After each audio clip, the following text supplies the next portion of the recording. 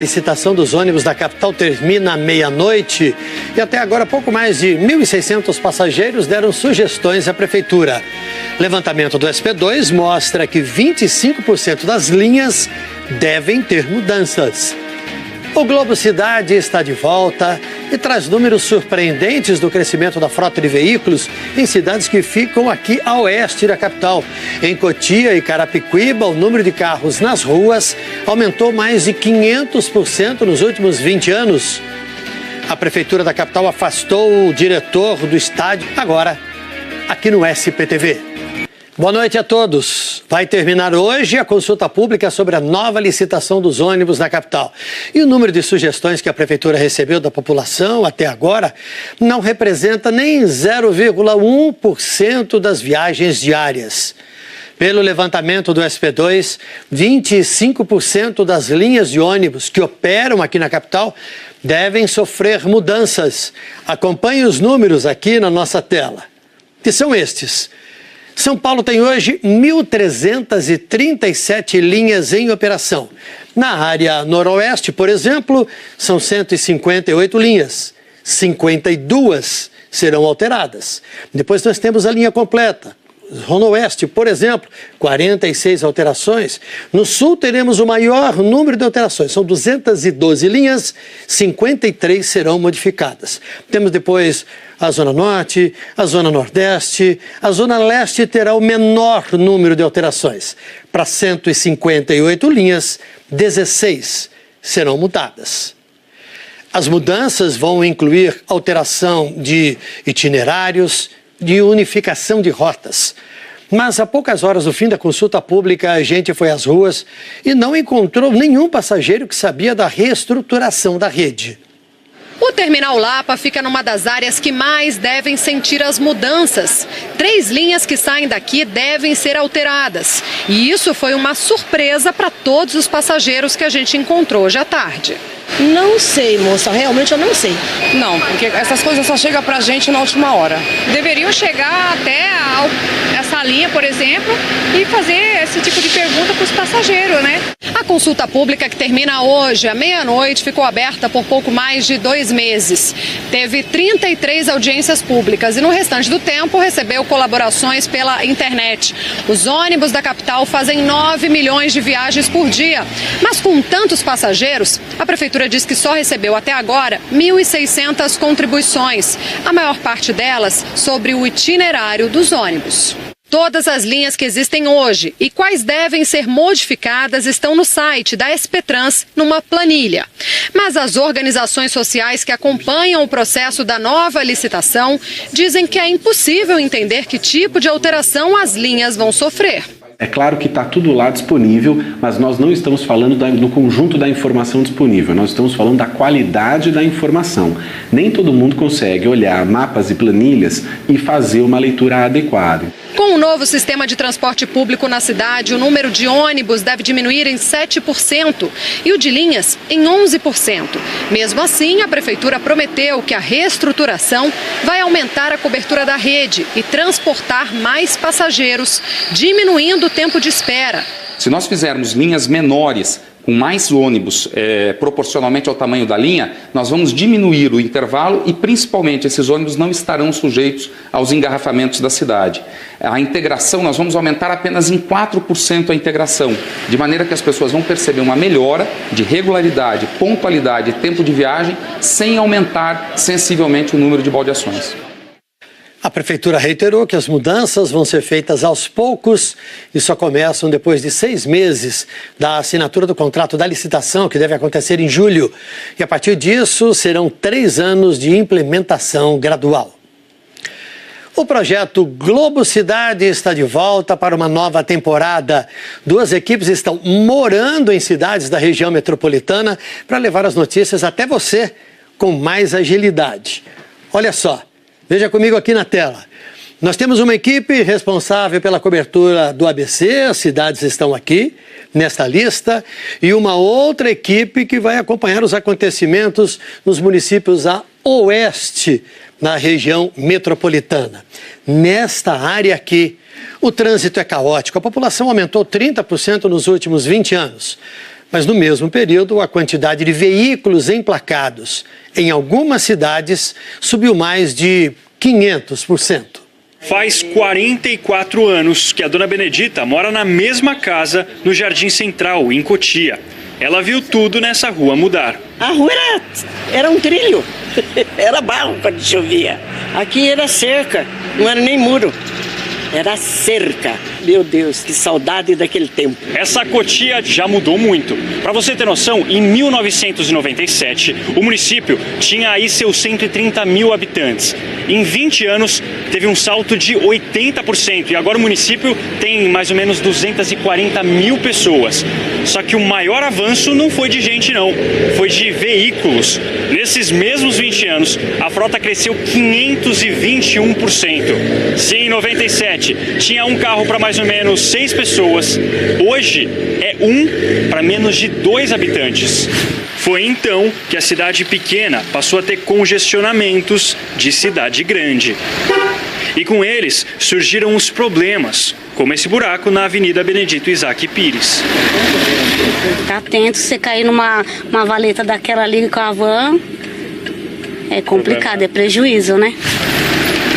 Já em Carapicuíba, a consequência é a peregrinação dos moradores. É tanto carro, mais tanto carro, que tem que sair muito antes de casa para chegar a tempo no compromisso. Como é que fica o trânsito se não pegar agora o ônibus? Ixi, sem condição de chegar no trabalho. Tem pouca opção para entrar e sair da cidade. Uma delas é o viaduto Vereador Jorge Julián. Lá em 1997, ele viu uma cidade menos populosa e com muito menos veículos. Nada a ver com a Carapicuíba de hoje, com quase 60 mil pessoas a mais e um crescimento de 600% na frota. Eu acho que o grande problema é essa ponte, né, que ela não suporta tantos carros. Nas cidades vizinhas, o crescimento também é assustador. Barueri tem 400% mais veículos do que há 20 anos. Em Osasco, o aumento da frota foi de 270%. Este professor da Unifesp do campus de Osasco diz que é necessário expandir as obras viárias, mas que essa não é a única solução. O principal mesmo é a ênfase, né, na utilização do transporte público, que deve envolver um esforço de articulação de todos os municípios da região. E quem mora nas regiões de Osasco, do ABC, pode participar do Globo Cidade. Mande o seu comentário, a sua sugestão pelo WhatsApp ou use a hashtag SP2 nas redes sociais.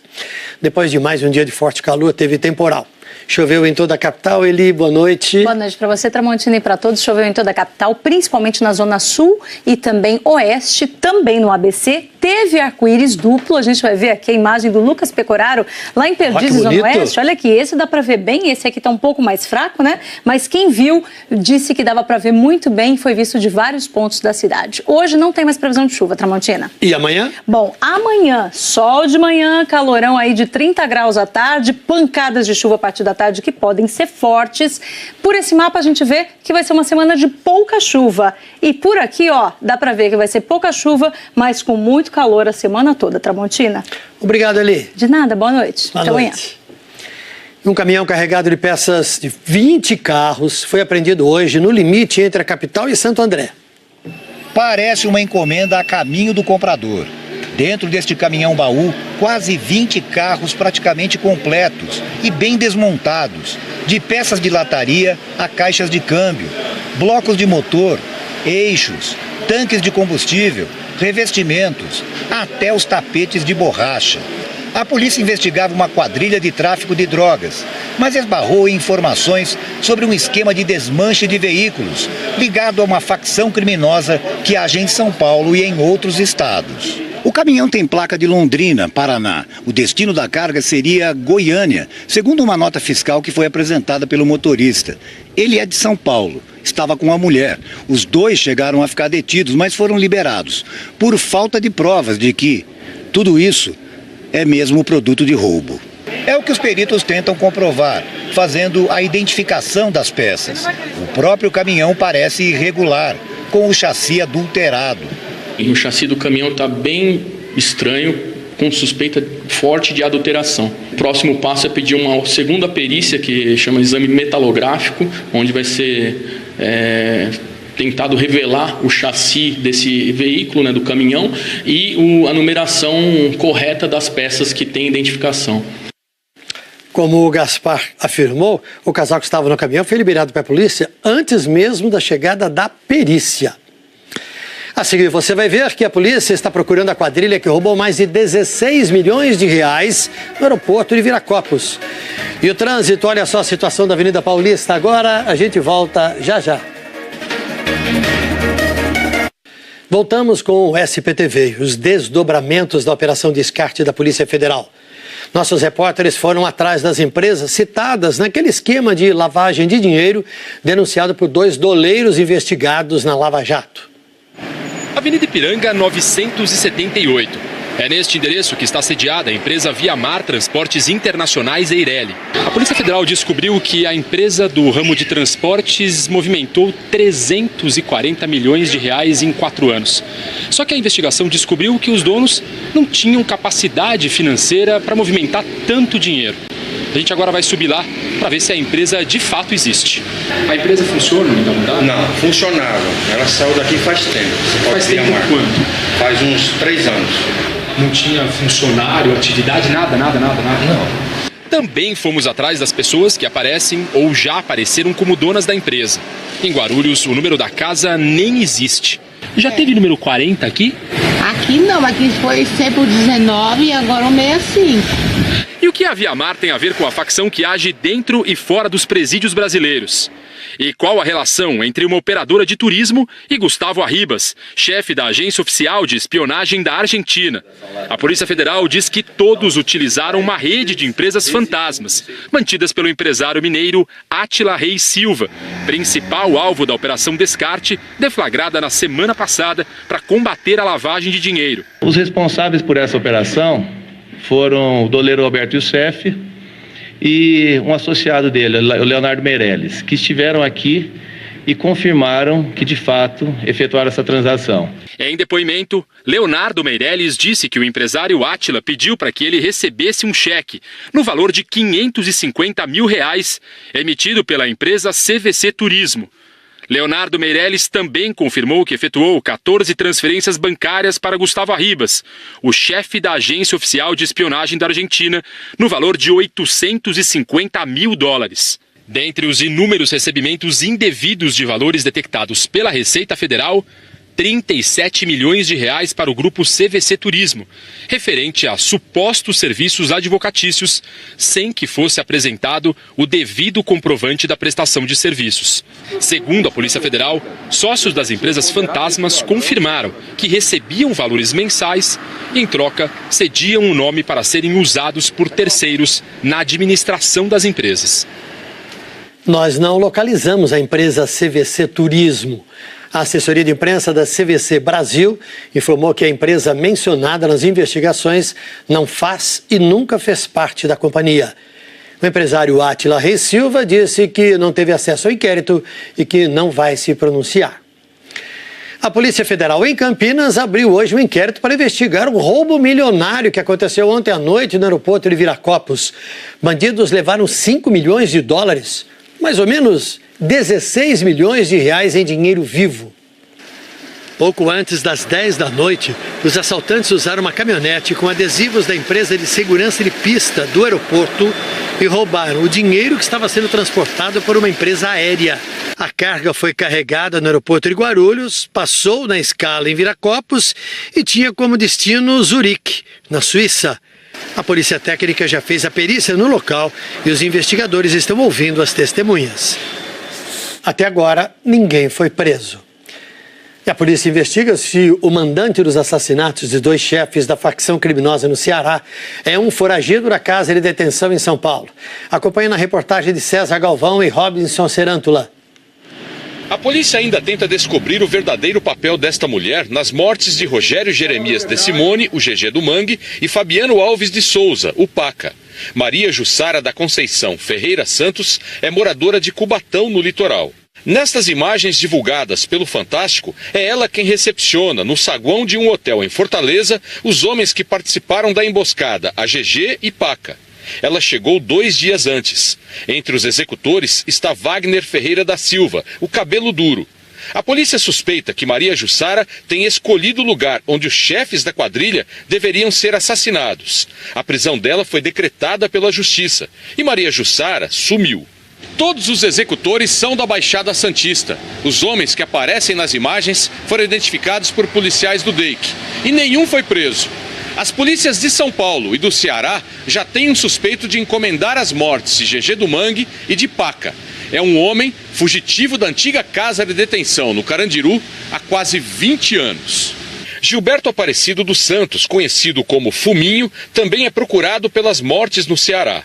A polícia diz que Fuminho passou a viver nas fronteiras do Brasil com países como Bolívia, Colômbia e Paraguai. Ele sempre teve uma participação relacionada ao tráfico de drogas, não vem frequentemente ao país, se mantendo na zona de fronteira, né, e de onde ele comanda o tráfico do que entra no país, né? A polícia também quer saber por que Cabelo Duro foi assassinado na porta de um hotel na zona leste da capital, uma semana depois de executar os chefes.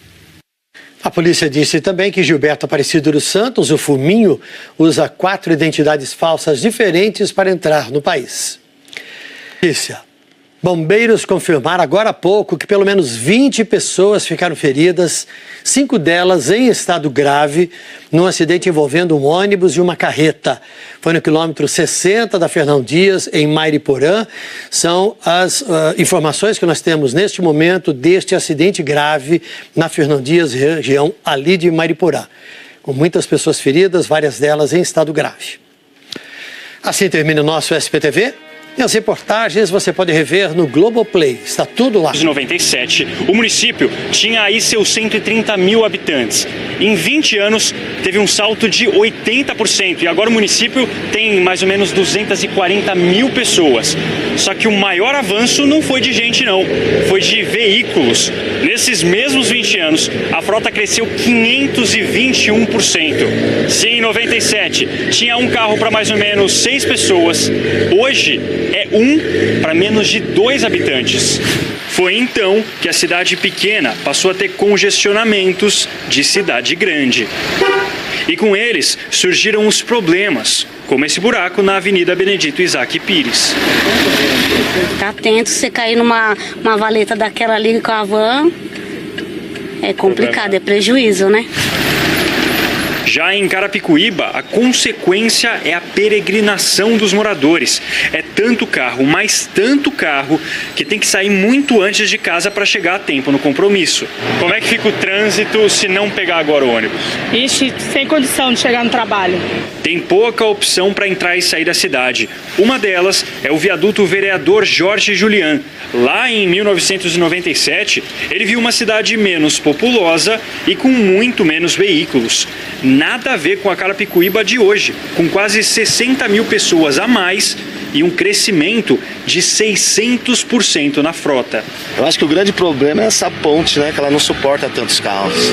Nas cidades vizinhas, o crescimento também é assustador. Barueri tem 400% mais veículos do que há 20 anos. Em Osasco, o aumento da frota foi de 270%. Este professor da Unifesp do campus de Osasco diz que é necessário expandir as obras viárias, mas que essa não é a única solução. O principal mesmo é a ênfase, né, na utilização do transporte público, que deve envolver um esforço de articulação de todos os municípios da região. E quem mora nas regiões de Osasco, do ABC, pode participar do Globo Cidade. Mande o seu comentário, a sua sugestão pelo WhatsApp ou use a hashtag SP2 nas redes sociais. Depois de mais um dia de forte calor, teve temporal. Choveu em toda a capital. Eli, boa noite. Boa noite para você, Tramontina, e para todos. Choveu em toda a capital, principalmente na zona sul e também oeste, também no ABC. Teve arco-íris duplo. A gente vai ver aqui a imagem do Lucas Pecoraro, lá em Perdizes, zona oeste. Olha aqui, esse dá para ver bem, esse aqui está um pouco mais fraco, né? Mas quem viu disse que dava para ver muito bem, foi visto de vários pontos da cidade. Hoje não tem mais previsão de chuva, Tramontina. E amanhã? Bom, amanhã, sol de manhã, calorão aí de 30 graus à tarde, pancadas de chuva a partir da tarde que podem ser fortes. Por esse mapa a gente vê que vai ser uma semana de pouca chuva. E por aqui, ó, dá para ver que vai ser pouca chuva, mas com... Boa noite a todos. Vai terminar hoje a consulta pública sobre a nova licitação dos ônibus na capital. E o número de sugestões que a Prefeitura recebeu da população até agora não representa nem 0,1% das viagens diárias. Pelo levantamento do SP2, 25% das linhas de ônibus que operam aqui na capital devem sofrer mudanças. Acompanhe os números aqui na nossa tela, que são estes.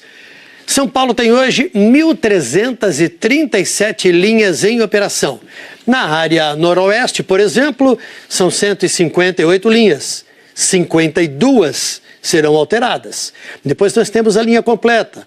Zona Oeste, por exemplo, 46 alterações. No Sul teremos o maior número de alterações, são 212 linhas, 53 serão modificadas. Temos depois a Zona Norte, a Zona Nordeste, a Zona Leste terá o menor número de alterações. Para 158 linhas, 16 serão mudadas. As mudanças vão incluir alteração de itinerários, de unificação de rotas. Mas a poucas horas do fim da consulta pública, a gente foi às ruas e não encontrou nenhum passageiro que sabia da reestruturação da rede. O Terminal Lapa fica numa das áreas que mais devem sentir as mudanças. 3 linhas que saem daqui devem ser alteradas. E isso foi uma surpresa para todos os passageiros que a gente encontrou hoje à tarde. Não sei, moça, realmente eu não sei. Não, porque essas coisas só chegam pra gente na última hora. Deveriam chegar até essa linha, por exemplo, e fazer esse tipo de pergunta para os passageiros, né? A consulta pública que termina hoje, à meia-noite, ficou aberta por pouco mais de 2 meses. Teve 33 audiências públicas e no restante do tempo recebeu colaborações pela internet. Os ônibus da capital fazem 9 milhões de viagens por dia. Mas com tantos passageiros, a Prefeitura diz que só recebeu até agora 1.600 contribuições, a maior parte delas sobre o itinerário dos ônibus. Todas as linhas que existem hoje e quais devem ser modificadas estão no site da SP Trans, numa planilha. Mas as organizações sociais que acompanham o processo da nova licitação dizem que é impossível entender que tipo de alteração as linhas vão sofrer. É claro que está tudo lá disponível, mas nós não estamos falando do conjunto da informação disponível, nós estamos falando da qualidade da informação. Nem todo mundo consegue olhar mapas e planilhas e fazer uma leitura adequada. Com o novo sistema de transporte público na cidade, o número de ônibus deve diminuir em 7% e o de linhas em 11%. Mesmo assim, a Prefeitura prometeu que a reestruturação vai aumentar a cobertura da rede e transportar mais. A capital termina à meia-noite e até agora pouco mais de 1.600 passageiros deram sugestões à Prefeitura. Levantamento do SP2 mostra que 25% das linhas devem ter mudanças. O Globo Cidade está de volta e traz números surpreendentes do crescimento da frota de veículos em cidades que ficam aqui a oeste da capital. Em Cotia e Carapicuíba, o número de carros nas ruas aumentou mais de 500% nos últimos 20 anos. A Prefeitura da capital afastou o diretor do estádio, agora aqui no SPTV. Boa noite a todos. Vai terminar hoje a consulta pública sobre a nova licitação dos ônibus na capital. E o número de sugestões que a Prefeitura recebeu da população até agora não representa nem 0,1% das viagens diárias. Pelo levantamento do SP2, 25% das linhas de ônibus que operam aqui na capital devem sofrer mudanças. Acompanhe os números aqui na nossa tela, que são estes. São Paulo tem hoje 1.337 linhas em operação. Na área noroeste, por exemplo, são 158 linhas. 52 serão alteradas. Depois nós temos a linha completa. Zona Oeste, por exemplo, 46 alterações. No Sul teremos o maior número de alterações, são 212 linhas, 53 serão modificadas. Temos depois a Zona Norte, a Zona Nordeste, a Zona Leste terá o menor número de alterações. Para 158 linhas, 16 serão mudadas. As mudanças vão incluir alteração de itinerários, de unificação de rotas. Mas a poucas horas do fim da consulta pública, a gente foi às ruas e não encontrou nenhum passageiro que sabia da reestruturação da rede. O Terminal Lapa fica numa das áreas que mais devem sentir as mudanças. 3 linhas que saem daqui devem ser alteradas. E isso foi uma surpresa para todos os passageiros que a gente encontrou hoje à tarde. Não sei, moça, realmente eu não sei. Não, porque essas coisas só chegam pra gente na última hora. Deveriam chegar até essa linha, por exemplo, e fazer esse tipo de pergunta para os passageiros, né? A consulta pública, que termina hoje à meia-noite, ficou aberta por pouco mais de 2 meses. Teve 33 audiências públicas e no restante do tempo recebeu colaborações pela internet. Os ônibus da capital fazem 9 milhões de viagens por dia. Mas com tantos passageiros, a Prefeitura diz que só recebeu até agora 1.600 contribuições, a maior parte delas sobre o itinerário dos ônibus. Todas as linhas que existem hoje e quais devem ser modificadas estão no site da SP Trans, numa planilha. Mas as outras... que deve acontecer em julho. E a partir disso serão 3 anos de implementação gradual. O projeto Globo Cidade está de volta para uma nova temporada. 2 equipes estão morando em cidades da região metropolitana para levar as notícias até você com mais agilidade. Olha só, veja comigo aqui na tela. Nós temos uma equipe responsável pela cobertura do ABC, as cidades estão aqui nesta lista, e uma outra equipe que vai acompanhar os acontecimentos nos municípios a oeste, na região metropolitana. Nesta área aqui, o trânsito é caótico. A população aumentou 30% nos últimos 20 anos. Mas no mesmo período, a quantidade de veículos emplacados em algumas cidades subiu mais de 500%. Faz 44 anos que a dona Benedita mora na mesma casa no Jardim Central, em Cotia. Ela viu tudo nessa rua mudar. A rua era um trilho, era barro quando chovia. Aqui era cerca, não era nem muro, era cerca. Meu Deus, que saudade daquele tempo. Essa Cotia já mudou muito. Para você ter noção, em 1997, o município tinha aí seus 130 mil habitantes. Em 20 anos, teve um salto de 80%. E agora o município tem mais ou menos 240 mil pessoas. Só que o maior avanço não foi de gente, não. Foi de veículos. Nesses mesmos 20 anos, a frota cresceu 521%. Se em 97 tinha um carro para mais ou menos 6 pessoas, hoje é 1 para menos de 2 habitantes. Foi então que a cidade pequena passou a ter congestionamentos de cidade grande. E com eles surgiram os problemas, como esse buraco na Avenida Benedito Isaac Pires. Tá atento, se você cair numa valeta daquela ali com a van, é complicado, é prejuízo, né? Já em Carapicuíba, a consequência é a peregrinação dos moradores. É tanto carro, mais tanto carro, que tem que sair muito antes de casa para chegar a tempo no compromisso. Como é que fica o trânsito se não pegar agora o ônibus? Ixi, sem condição de chegar no trabalho. Tem pouca opção para entrar e sair da cidade. Uma delas é o viaduto Vereador Jorge Julián. Lá em 1997, ele viu uma cidade menos populosa e com muito menos veículos. Nada a ver com a Carapicuíba de hoje, com quase 60 mil pessoas a mais e um crescimento de 600% na frota.